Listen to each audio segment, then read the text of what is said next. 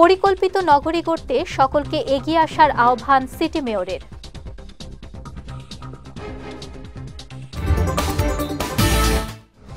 এবং চট্টগ্রামে চাঞ্চল্যকর গণধর্ষণ মামলার পলাতক ৩ আসামি গ্রেফতার।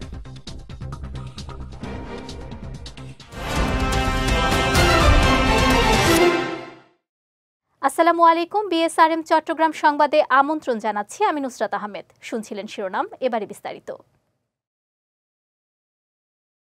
চট্টগ্রামকে পরিষ্কার পরিচ্ছন্ন ও যানজটমুক্ত পরিকল্পিত মডেল নগরীতে পরিণত করতে সকলকে এগিয়ে আসার আহ্বান জানিয়েছেন চট্টগ্রাম সিটি মেয়র মোহাম্মদ রেজাউল করিম চৌধুরী।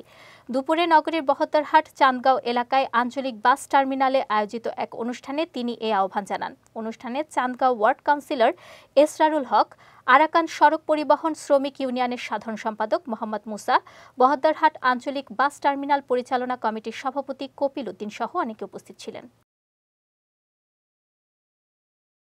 চট্টগ্রামের কর্ণফুলী থানার চাঞ্চল্যকর গণধর্ষণ মামলার এজাহার নামীয় পলাতক ৩ আসামিকে গ্রেফতার করেছে র্যাব। সকালে সংবাদ বিজ্ঞপ্তিতে বিষয়টি নিশ্চিত করেছেন র্যাব ৭ চট্টগ্রামের সিনিয়র সহকারী পরিচালক মোহাম্মদ শরীফ উল আলম। তিনি জানান, গতরাতে নগরীর কর্ণফুলী থানার শাহ আমানত টোল প্লাজা এলাকায় অভিযান চালিয়ে মোহাম্মদ সোলেমানকে গ্রেফতার করা হয়।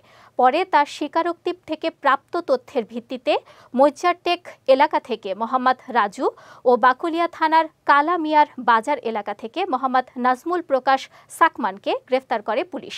গত 18 জানুয়ারি কর্ণফুলী থানায় এক তরুণী গণধর্ষণের শিকার হন। এ ঘটনায় ভুক্তভোগীর স্বজন বাদী হয়ে কর্ণফুলী থানায় একটি মামলা দায়ের করেন। জলবায়ু পরিবর্তনের প্রভাব মোকাবেলা ও সবুজ নগরী গড়ার প্রত্যয়ে চট্টগ্রাম নগরীতে বৃক্ষরোপণ কর্মসূচির উদ্বোধন করেছেন সিটি মেয়র রেজাউল করিম চৌধুরী। গতকাল নগরীর টাইগার পাসের বিন্যাঘাস প্রকল্প এলাকায় এ আয়োজন করা হয়। এ সময় নগরীকে সবুজায়ন করতে বিভিন্ন উদ্যোগের কথা জানান মেয়র। পাশাপাশি এ কর্মসূচির আওতায় ৫ লাখ গাছ লাগানোর ঘোষণা দেন তিনি। এ সময় চসিক প্রধান নির্বাহী কর্মকর্তা Sheikh Mohammad Tauhidul Islam, panel mayor Mohammad Giasuddin, councillor Abdus Salam Masum সহ অনেকেই উপস্থিত ছিলেন। মেধাবী শিক্ষার্থীদের আধুনিক শিক্ষায় শিক্ষিত হয়ে জাতি ও রাষ্ট্রের কল্যাণে নিজেকে গড়ে তোলার আহ্বান জানিয়েছেন চট্টগ্রাম মহানগর আওয়ামী লীগের সাধারণ সম্পাদক আজম নাসির উদ্দিন।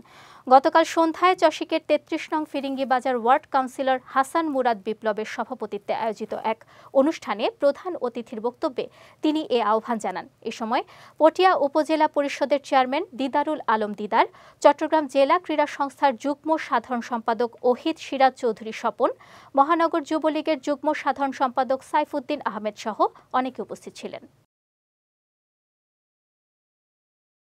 বাংলাদেশে ধর্ম, বর্ণ ও ভাষা বৈচিত্র্য থাকা সত্ত্বেও প্রতিটি ক্ষেত্রে সাম্প্রদায়িক সম্প্রীতি ও শান্তি বিদ্যমান রয়েছে বলে মন্তব্য করেছেন রেলপথ মন্ত্রণালয় বিষয়ক সংসদীয় স্থায়ী কমিটির সভাপতি ABM ফজলে করিম চৌধুরী। তিনি আরও বলেন, এক্ষেত্রে চট্টগ্রামের রাউজান এর অনুকরণীয় দৃষ্টান্ত এবং বাংলাদেশের রোল মডেল। গতকাল নগরীর বিহার প্রাঙ্গণে বৌদ্ধ ভিক্ষু মহাসভার উপসংঘ নায়ক ও রাউজানের বৃহত্তর হুয়ারাপাড়ার ভদন্দ আনন্দ মিত্র মহাথেরোর পেটিকাবদ্ধ অনুষ্ঠান, অষ্টপরিষ্কার মহাসংঘদান ও সদ্ধর্ম আলোচনা সভায় ভার্চুয়ালি উপস্থিত হয়ে তিনি এসব কথা বলেন। এ সময় পশ্চিম Gujra UP chairman lion Shahabuddin Arif, Bangladesh বৌদ্ধ ভিক্ষু মহাসভার উপসংঘ নায়ক সদ্ধর্ম রশ্মি ভদন্দ রতনশ্রী মহাথেরো, বৌদ্ধ কৃষ্টি প্রচার সংঘের সভাপতি ভদন্দ বুদ্ধপ্রিয় মহাথেরো সহ অনেকে উপস্থিত ছিলেন। রাজনীতির দুঃসময়ে ঝুঁকি নিয়ে যারা রাজনীতির পথকে সুগম করেছে তাদের অবদান স্মরণীয় হয়ে থাকবে বলে মন্তব্য করেছেন চট্টগ্রাম দক্ষিণ জেলা আওয়ামী লীগের সভাপতি মোতাহেরুল ইসলাম চৌধুরী। গতকাল নগরীর প্রেস ক্লাবের বঙ্গবন্ধু হলে চট্টগ্রাম দক্ষিণ জেলা আওয়ামী লীগের সাবেক সহসভাপতি সুলতানুল কবির চৌধুরীর মৃত্যুবার্ষিকীতে আয়োজিত স্মরণ সভায় তিনি এ মন্তব্য করেন।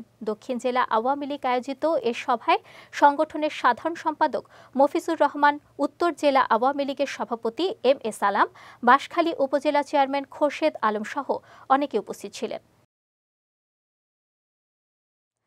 চট্টগ্রামে ক্লুলেস স্বর্ণ চুরি মামলায় সঞ্জয় দেবনাথ নামে একজনকে গ্রেফতার করেছে পুলিশ। গতকাল নগরীর ডবল মুরিং থানার দেওয়ানহাট মোড় এলাকা থেকে তাকে গ্রেফতার করা হয়। এ সময় তার কাছ থেকে চুরির 4 ভরি 1 আনা স্বর্ণ উদ্ধার করে পুলিশ। গ্রেফতারকৃতকে আদালতের মাধ্যমে জেল হাজতে পাঠানো হয়েছে।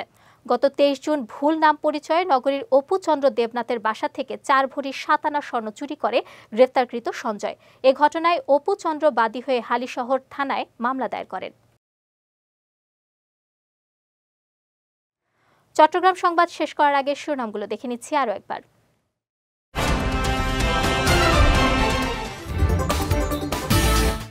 পরিকল্পিত নগরী গড়তে সকলকে এগিয়ে আসার আহ্বান সিটি মেয়রের।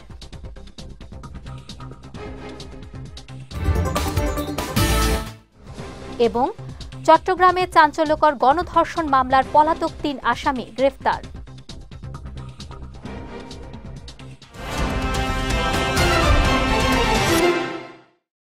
চট্টগ্রাম সংবাদ শেষে আজকের মতো আমি নুসরাত আহমেদ আপনাদের কাছ থেকে বিদায় নিচ্ছি। রাত 9টায় আমাদের পরবর্তী বিজয় রাতের সংবাদ দেখার আমন্ত্রণ রইল।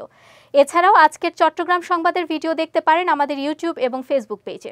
আমাদের ইউটিউব হলো youtube.com/bijoytvofficial এবং আমাদের ফেসবুক পেজ হলো facebook.com/bijoytvlimited। এতক্ষণ সঙ্গে থাকার জন্য ধন্যবাদ সবাইকে।